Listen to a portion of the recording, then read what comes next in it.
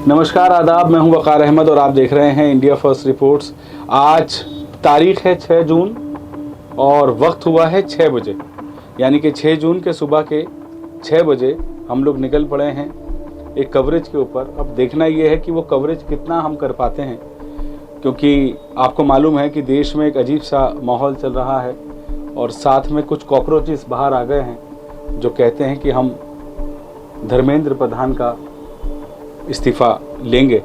अब धर्मेंद्र प्रधान जो हैं वो भी अडिग हैं अपनी, क्योंकि आपको मालूम है बीजेपी के कल्चर में इस्तीफ़ा देने का तो कल्चर है ही नहीं, क्योंकि राजनाथ सिंह ने एक बात कही थी कि हमारे यहाँ इस्तीफ़े होते ही नहीं। अब ये कॉकरोच कौन है? मैंने क्यों कहा कि देश के कॉकरोच बाहर आ गए हैं? ये वही कॉकरोचेस हैं जिनको पैरों के नीचे कुचला जाता रहा है पिछले कई सालों से। ये वही कॉकरोच हैं जो आवाज़ उठाते हैं देश के कोने कोने से। 17 साल के बच्चे, जिसको हम अंग्रेज़ी ज़बान में या कह लीजिए कि सभ्य ज़बान में या कह लीजिए कि डिजिटल दुनिया की ज़बान में जेन ज़ी कहते हैं। अब ये जेन ज़ी क्या भला है? जेन ज़ी वो है जिसकी कमर पे किसी पार्टी का टैग नहीं है। जेन ज़ी वो है जो देश में IAS बनना चाहता है। जेन ज़ी वो है जो देश में डॉक्टर बनना चाहता है, IPS बनना चाहता है, कुछ अपने देश के लिए करना चाहता है, लेकिन कर ही नहीं पाता। क्यों नहीं कर पाता? वो इसलिए नहीं कर पाता क्योंकि जब वो लिखने जाता है साल के आखिर में तो उसका पर्चा पहले से ही लीक हो जाता है। अब पर्चा लीक हो जाता है तो देश में तो बहुत पर्चे लीक हुए हैं। कुछ डेटा है, कुछ आकलन है, वो सब आपके सामने रखेंगे। फिलहाल उस जेन ज़ी की पुकार के लिए कॉकरोच जनता पार्टी के नाम से, CJP के नाम से इंटरनेट पे एक सैलाब आया। उस सैलाब में अमेरिका से अभिजीत दिपके, उन्होंने आह्वान किया, वहाँ से सोशल मीडिया पे कैंपेन चलाया और कहा कि जेनजीज की जिस तरह की प्रॉब्लम्स इंडिया में हो रही हैं, अमेरिका में बैठ के वो देख रहे हैं। कैंपेन चलाते हैं, रातों रात कैंपेन हिट हो जाता है और अचानक से ये पार्टी शेप ले लेती है पार्टी जैसा। ये मुहिम है, ये पार्टी जैसा रूप ले लेती है, ठीक वैसे ही जैसे केजरीवाल, अन्ना हजारे का आंदोलन हुआ और उस आंदोलन से सरकार दिल्ली की बदल गई। अब यहाँ तो सेंट्रल गवर्नमेंट के जो मिनिस्टर हैं, धर्मेंद्र प्रधान, एजुकेशन मिनिस्टर, उनको ही उखाड़ने की कोशिश की जा रही है। और प्रचंड सिर्फ इंटरनेट पे है या इसका कोई रूप हमको आज जंतर मंतर पर देखने को मिलेगा भी या नहीं? दूसरी इंपॉर्टेंट बात, क्या हम as a media person Jantar Mantar site पर पहुंच पाएंगे या नहीं? और अगर हम आसानी से पहुंच पाते हैं तो फिर तो पब्लिक के लिए भी आसानी होगी, और अगर हमें ही रोक दिया जाएगा तो फिर आम पब्लिक का क्या होगा? सबको पता है कि जंतर मंतर साइट के ऊपर आज के प्रदर्शन की कॉकरोच जनता पार्टी के पास कोई परमिशन नहीं है, लेकिन फिर भी एक शख्स अमेरिका से आ रहा है, साथ ही सोनम वांगचुक लद्दाख से आने की बात कर रहे हैं, और भी कई एक्टिविस्ट हैं जो उनको साथ जुड़ना चाहते हैं। और जो हिंदुस्तान का कॉकरोच है, स्पेशली दिल्ली का जेन ज़ी, जिसको कॉकरोच कहा जा रहा है, वो भी वहाँ पहुँचता है कि नहीं, ये सब देखने वाली बात होगी। तो इस वक्त मैं खुद 12 खंबा रोड फ्लाईओवर पे हूँ, वहीं जा रहा हूँ साइट पे। सुबह 6 बजे इंडिया फर्स्ट रिपोर्ट्स की टीम आपको सूरत हाल पूरा शुरू से लेकर आखिर तक क्रम में दिखाएगी कि आज कॉकरोच कुचला जाता है या कॉकरोच की बात सुनी जाती है, कॉकरोच हिट करते हैं या कॉकरोच के ऊपर हिट चलता है। तो देखते रहिए ये मेगा कवरेज। हो सकता है कि हम इस कवरेज को लाइव भी कर पाएं, नहीं तो आज शाम को आपको ये रिपोर्ट तो देखने को मिल ही जाएगी। कोशिश करेंगे अभिजीत दिपके के साथ भी आगे बात करने की, उनकी मुहिम क्या है, अरविंद केजरीवाल और अन्ना हजारे के जो आंदोलन था उससे ये कितना हटकर हैं, और जेन ज़ी वाला फॉर्मूला हिंदुस्तान में अप्लाई होता है कि नहीं, और इसमें कितनी सच्चाई है, कितनी ईमानदारी है, या ये कोई ऐसी चीज़ है जो सत्ता को पाने के लिए की जा रही है। इस सब के साक्षी बनिए। आज की पूरी मेगा कवरेज मेरी टीम के साथ आप देखिए ये रिपोर्ट।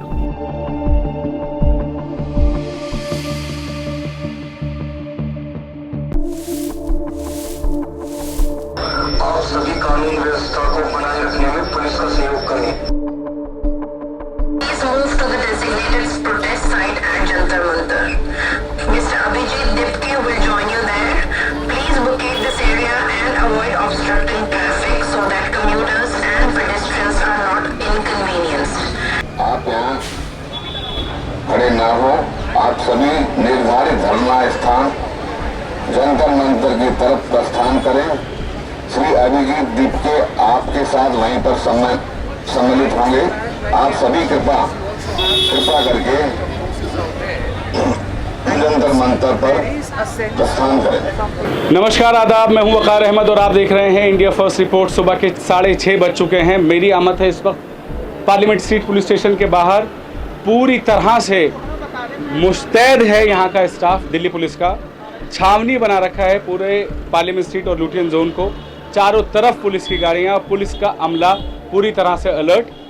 आपको मालूम है कि इसी पार्लियामेंट स्ट्रीट पुलिस स्टेशन में कॉकरोच जनता पार्टी के फाउंडर अभिजीत दीपके आने वाले हैं। साथ ही उनके सोनम वांगचुक भी होंगे और उनके साथ ही कई एक्टिविस्ट भी आने वाले हैं।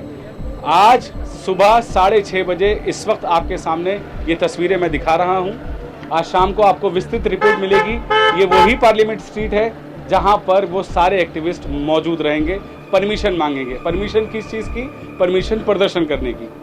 अब देखना ये होगा कि यहाँ तक अभिजीत दीपके पहुँच भी पाते हैं या एयरपोर्ट से ही उनको कस्टडी में ले लिया जाएगा, या फिर यहाँ पर पुलिस का स्वागत पब्लिक फूलों से करेगी या उनके ऊपर लाठियाँ भांजी जाएंगी।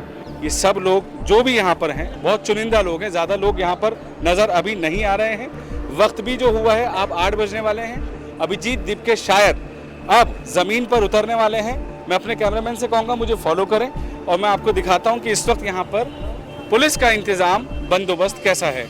आप देख सकते हैं पूरा पार्लियामेंट स्ट्रीट इस वक्त जो है ना छावनी में बदला हुआ है। चारों तरफ पुलिस ही पुलिस, चारों तरफ पुलिस ही पुलिस। पार्लियामेंट स्ट्रीट से लगातार ऑफिसर्स बाहर आ रहे हैं। यहाँ क्या प्लानिंग अंदर है, क्या होने वाला है। 8 बजे अभिजीत दीपके को वहाँ से उठा लिया जाएगा या वहाँ से छोड़ा जाएगा यहाँ तक के आने के लिए। यहाँ पर पुलिस कहाँ कितने लोगों को एंट्री देती है, आ पाएंगे यहाँ पर कि नहीं, जंतर मंतर के ऊपर प्रदर्शन वो लोग कर पाएंगे कि नहीं, यहाँ पर उनको परमिशन मिलेगी कि नहीं, ये देखने वाली बात होगी। लेकिन फोर्स आप देख सकते हैं, बसों में भर भर कर फोर्स यहाँ पर आ रही है। सरकार की तरफ से और पुलिस की तरफ से, एजेंसीज की तरफ से पूरी पुख्ता इंतज़ाम है कि लॉ एंड ऑर्डर की सिचुएशन ना बिगड़े। हम आप सबसे गुजारिश करते हैं, अगर आप इस तरफ आ रहे हैं, पुलिस के साथ, किसी भी सिस्टम के साथ किसी भी तरह का कोई नाजायज़ हरकत ना करिए। प्यार से, मोहब्बत से, अगर कानून आपसे कहता है घर जाने के लिए तो आप उसी को फॉलो कीजिए जो आपके हक़ में है। आप इधर आइए, मैं आपको दिखाता हूँ। अपने कैमरामैन से कहूँगा मेरे साथ आएँ और मैं दिखाता हूँ आपको किस तरीके से यहाँ पर अब धीरे धीरे बैरिकेडिंग बढ़ती जा रही है। पुलिस अमला इस वक्त, ये पार्लियामेंट स्ट्रीट की ये लाइन है, इसके ठीक पीछे अगर इस गली से मैं निकलूँगा तो पार्लियामेंट स्ट्रीट की गली से निकलते ही हम लोग पहुँच जाएंगे जंतर मंतर, जहाँ पर अभी बैरिकेडिंग लगी हुई है, बंद किया हुआ है, पब्लिक को आने नहीं दे रहे। धीरे धीरे थोड़े लोग यहाँ पर पहुँच रहे हैं, अपने मन की बात कहने की कोशिश कर रहे हैं। ये भी कोशिश कर रहे हैं कि कोई उनको सुन ले, कोई चैनल वाला उनकी बात सुने। कोई बदायूं से आया है, कोई महाराष्ट्र से आया है, कोई उत्तराखंड से आया है। थोड़े लोग हैं लेकिन हैं, लोग हैं। फिलहाल 8 बज रहे हैं। 8 बजे का ये हाल आपको मैंने दिखा दिया। बसों की पूरी लाइन आपको यहाँ से वहाँ तक नज़र आ जाएगी। और उसके बाद 8 बज रहे हैं। 8 बजे के बाद क्या होता है, एक बार फिर आपके साथ लाइव जुड़ेंगे, आपको दिखाएंगे यहाँ से तस्वीरें, लोगों से और बात करेंगे। और आज का ये मेगा कवरेज जो दीपके साहब इंडिया उतरेंगे, एयरपोर्ट से लेके यहाँ की जर्नी कैसी उनकी होगी और क्या सरकार, क्या धर्मेंद्र प्रधान, किस पर असर पड़ने वाला है इस प्रोटेस्ट का, ये तो अब देखने वाली बात होगी। आप मेरे साथ बने रहिए, मेरी पूरी टीम यहाँ पर मौजूद है आप लोगों को ये तस्वीरें दिखाने के लिए, लाइव प्रदर्शन दिखाने के लिए। जो भी यहाँ होगा आप तक पहुँचाएगा आपका अपना चैनल जो है इंडिया फर्स्ट रिपोर्ट्स। और देखते रहिए इंडिया फर्स्ट रिपोर्ट्स। जाने नहीं दे रहे, मीडिया कंट्रोल कीजिए। पहले एक बाइट दे दो प्लीज प्लीज सर, एक बाइट। आप यहाँ पे आए हैं, क्या हुआ? अभी परमिशन से बात कर लो भाई। अरे एटलीस्ट जगह दो पहले यार। वहाँ पे पुलिस वाले हमें बुला रहे हैं। डीसी साहब से बात होगी, बुला रहे हैं। एक क्या बराबर कौन कौन है मेरा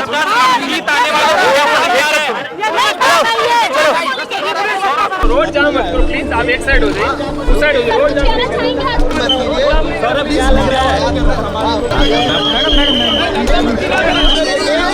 क्या आपने एप्लीकेशन दे दिया? पोजीशन तो नहीं है ना। एक दूसरे के पाले में गेम फेंकनी हो गई। अभी आप कितने बजे आपने 9 बजे की टाइमिंग दी थी? कितने बजे तक आएंगे?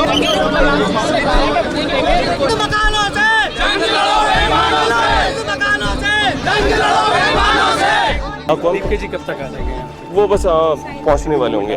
जरा उम्मीद थी कि परमिशन मिल जाएगी। बिल्कुल उम्मीद थी सर, पूरी उम्मीद। हम तो शुरुआत से ही कह रहे थे बिल्कुल सर, क्यों नहीं करेगी पुलिस? भाई हमारे देश की पुलिस है ना, तो हमारे लिए क्यों नहीं करेगी? ये हमारा एक कॉन्स्टिट्यूशनल राइट है प्रोटेस्ट करने का। हाँ तो बिल्कुल होगा, हमारा ही तो देश है सर। आज का सब लोग इतना हैरान में क्यों है कि अब अच्छा आप स्पॉट परमिशन मिल गई है? अरे भाई हमारा ही देश है, पुलिस भी हमारी है। चलता रहेगा सर, प्रोटेस्ट चलता रहेगा अलग अलग तरीके से। It's a rapidly evolving strategy. या तो आपकी आगे के दिनों के लिए भी कोई स्ट्रैटेजी है क्लियर इस बारे में? चल रही है सर, प्लानिंग वगैरह चल रही है। या तो आज के दिन में कोई ऐसा प्लान है कि प्रोटेस्ट खत्म भी हो सकती है अगर कोई घोषणा नहीं होती सरकार की तरफ से इस बारे में, उनसे कोई बात नहीं होती आगे, तो अभी प्रोटेस्ट कुछ घंटे बाद या कुछ वक्त बाद खत्म हो सकती है, ऐसा कुछ है? Let's be in the moment, let's be fully in the moment. देखते देखते आगे बढ़ेंगे। या देखते देखते आगे बढ़े।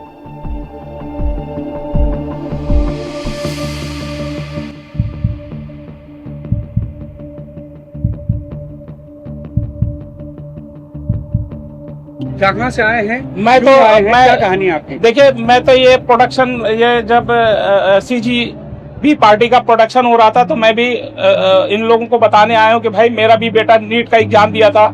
अब मैंने 5 लाख रुपए का कर्जा लिया था, कर्ज लेके उसका नीट का उसको भेजा था मतलब वो ट्रेनिंग करने के लिए।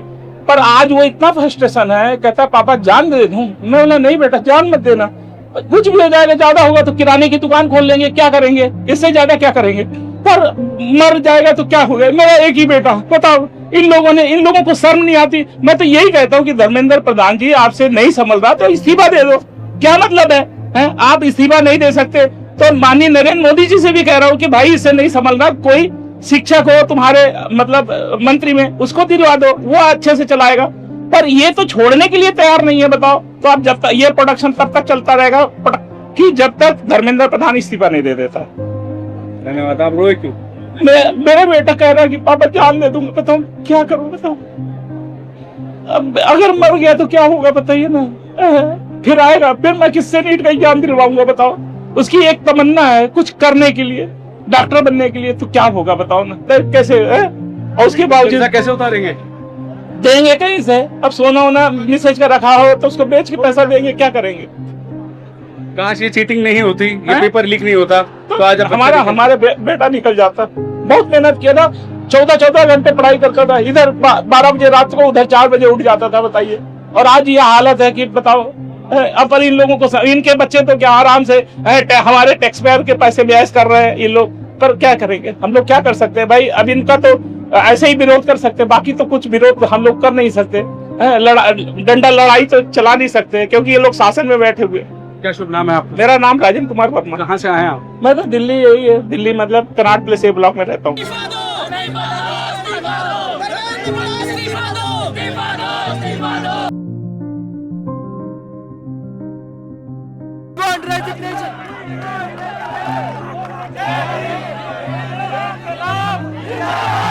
कोई नहीं जब जब जुल्म करेगा सत्ता के गलियारों से, ये देश किसी सरकार की अदला बदली से नहीं चलेगा, ये चलेगा क्रांति से। क्रांति जब आएगी जब देश का युवा एक साथ होगा। देश कागज पर बना नक्शा नहीं होता कि एक हिस्से के फट जाने से बाकी हिस्से उसी तरह साबुत बने रहें, और नदियां, पर्वत, शहर, गांव वैसे ही अपनी अपनी जगह दिखे अनबने रहें। यदि तुम यह नहीं मानते तो मुझे तुम्हारे साथ नहीं रहना है। तो देश यही है कि देश पे कोई भी समस्या आए, स्टूडेंट्स पे दिक्कत आए तो किसान साथ हो, किसानों पे समस्या आए। उन्होंने हर एक इंस्टीट्यूशन पे अपना हथियार चलाया है, डरा डरा के सारी रीजनल पार्टियां उन्होंने तोड़ दी है। मुस्लिमों और हिंदू के बीच में उन्होंने इतनी दरार, बड़ी दरार उन्होंने रख दी है कि ये बहुत खराब है। ये वैल्यूज नहीं थे हमारे देश के, बिल्कुल नहीं थे ये वैल्यूज। हम वैल्यूज भूल गए हैं, एम्पैथी नहीं है लोगों के पास, काइंडनेस हम भूले हैं, लगता है उसको छुपा दिया गया कहीं। एग्जैक्टली। आप इतना ब्रेन वॉश कर रहे हो, हर जगह से ब्रेन वॉश कर रहे हो, तो लोग तो और आपको लोगों को एजुकेट नहीं करना है। एक बार गांव के लोग एजुकेट हो जाएंगे वो तो फिर सवाल पूछना शुरू करेंगे। मैं बहुत लोगों को मिलती हूँ तो उनको खाना भी नहीं मिल रहा है, मतलब रोना आता है कि जब हम देखते हैं कि इतना सब कुछ हो रहा है और गांव में लोगों को खाना नहीं मिल रहा है, सारे जंगल काट, और अभी फॉरेस्ट डिपार्टमेंट उन्हीं को बोलता है कि आप जंगल में पाँव नहीं रख सकते हो। आप अडानी को जंगल दोगे तो यही तो होगा, क्योंकि देश हम अडानी अंबानी को बेच नहीं सकते। देश अंबेडकर का है, जवाहरलाल नेहरू का है, गांधी का है, तो उन्हीं के प्रिंसिपल के मुझे लगता है कि कॉन्स्टिट्यूशन है, संविधान, जो बहुत इंपॉर्टेंट है और उसी प्रिंसिपल पे, वैल्यूज पे हमारा देश चलना चाहिए। सर अभी मोदी जी रिजाइन कर दो, बहुत हो गया, थक गए हम लोग मर रहे हैं, लोगों के पास खाना नहीं है, लोग बात नहीं कर पा रहे। आपने इतना दबा दिया है सिस्टम को, इतना दबा दिया है कि हर एक दिन डर का लगता है मुझे कि मैं I am an atheist person, but मुझे पता है कि मैं यहाँ पे मुस्लिम खड़ी होती तो मेरे साथ भी क्या होता।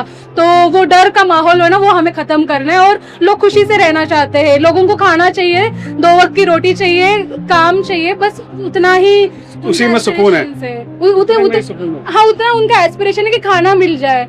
वो एक बार ठीक हो जाएगा ना तो लोग आगे की बात सोच पाएंगे। जब पेट में रोटी ही नहीं है तो आप नहीं सोच पा रहे हैं। नरेंद्र मोदी मन की बात करे, बस हो गया जी। हमको उनकी मन की बात नहीं सुननी है, हमारी मन की बात सुनिए। हमारी बात सुनेगा कौन? हम उनकी बात सुन रहे 15 सालों से। 15 सालों से हमारे भविष्य से खेला जा रहा है।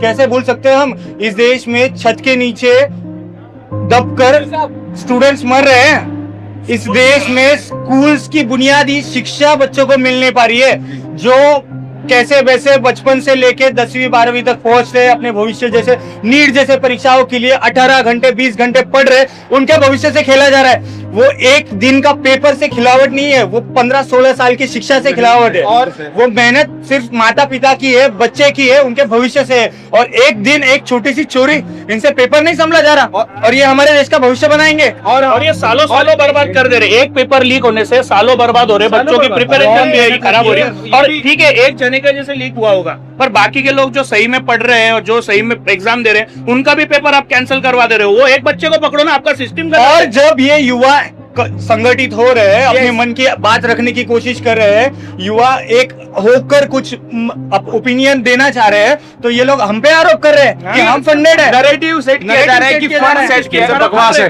हम हमारे दोस्त के लिए, जिस दोस्त ने उस पेपर की वजह से जान दी, उसके माँ को कौन समझाएगा कि पेपर तो वापस हो जाएगा, वो बच्चा वापस नहीं आने वाला।